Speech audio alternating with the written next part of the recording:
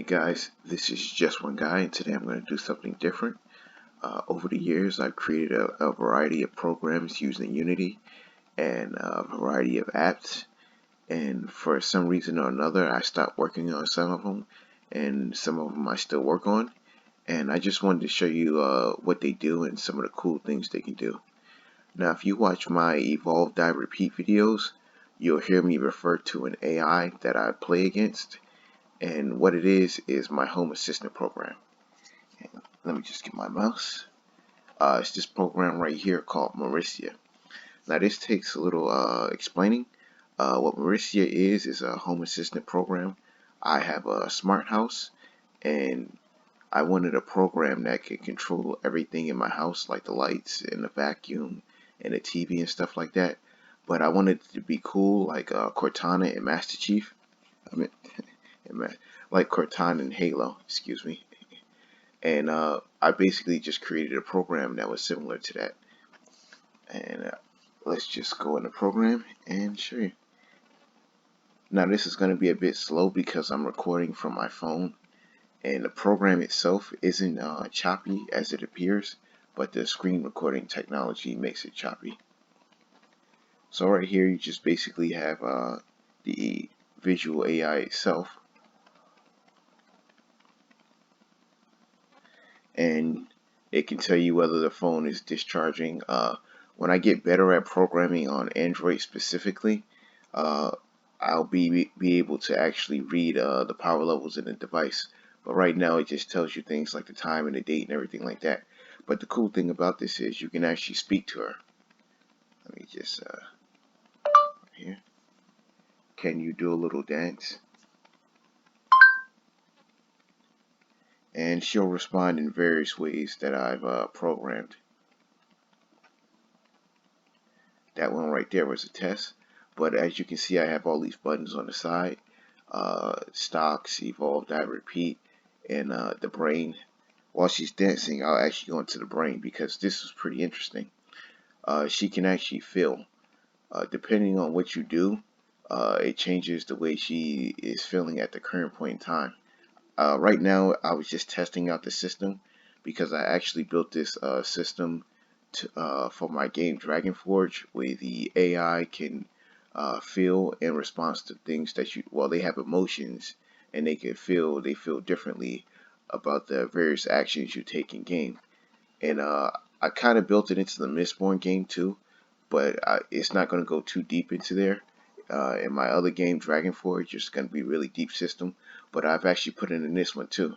So depending on what you do with her, she actually feels a different type of way, and she can actually talk back to you too. Like if I say, hold on, I gotta look up her commands. Matter of fact, just list commands, and you can see her various commands right here that I programmed into her. I work on it from time to time just because I think it's pretty cool. But let me see. If you call her thank you,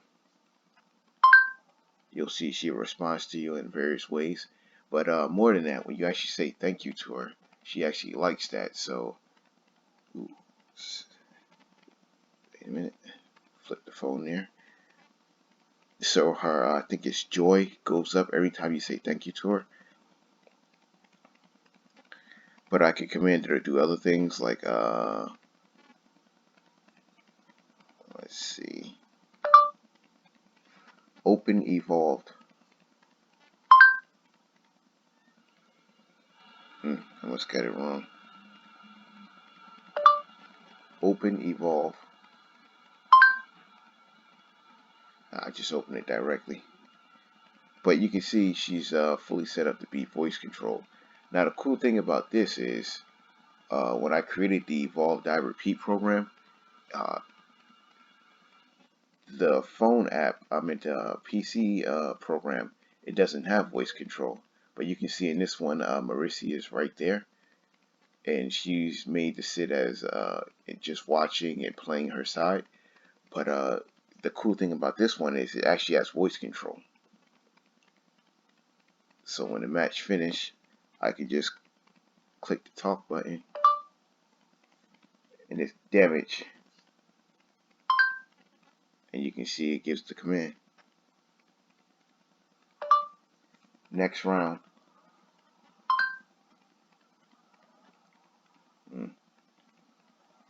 Yeah, I'm still kind of, it didn't work. Fuzzy on some of the commands because I haven't actually used this in a while. But this is actually what the Evolve Die Repeat game was made for. Basically, just so I can play with the AI. And the AI, depending on whether it wins or loses a round, it changes how the current emotion of the AI will feel. And I just thought that was pretty cool. It also has a stock program that I created here.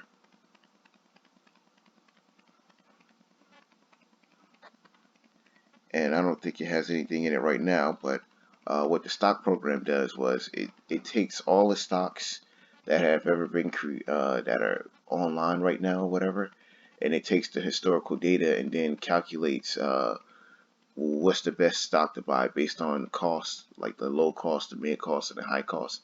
That was just the program is also designed to manage money and stuff like that. But the thing about that is working with stock data. When you're working with video game data, to something that's like 2 GB might be considered small and easy to work with. But I don't know why. I think it's because stock data is all individual different numbers.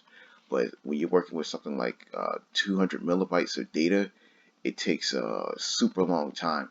So the reason I didn't really program it into the phone that deeply, because the program works and everything like that, it just has to access the data.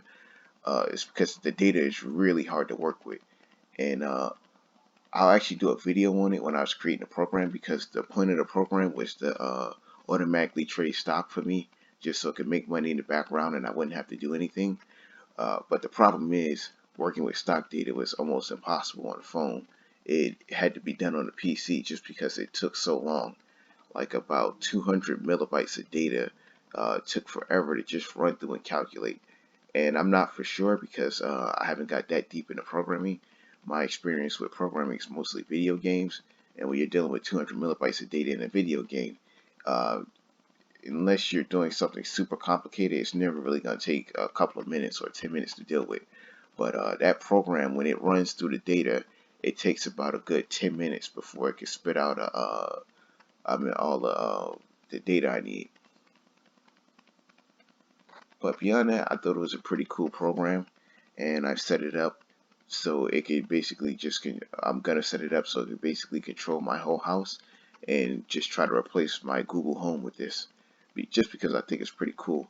Also, I got one of those little things that go on top of your phone, so it makes the projection 3D. So it actually looks like a little Cortana sitting on your desk. You just come in and you sit your phone down and you turn it sideways. And right now it's in regular mode, but it'll actually be, when you have one of those little 3D pyramids, it creates 4 images right here. And when it does that, you can sit it on top of your desk, and it actually creates a little hologram that sits on top of your desk. It's actually pretty cool. But I just thought it was a pretty cool program, and I wanted to put it on my channel. Anyway, that's it for today. Thank you for watching.